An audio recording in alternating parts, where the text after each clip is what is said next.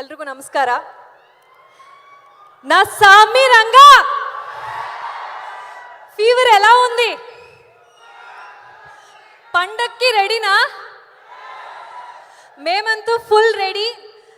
We are super excited. మేము పండక్కి cinema release చేయాలని చాలా కష్టపట్టి ఇక్కడ ఇంత టైం షూట్ చేసి మేము 14 జనవరి రిలీజ్ చేస్తున్నాం. Hope you all will like it. First of all మీరందరికీ థ్యాంక్ యూ ఇక్కడ వచ్చడానికి.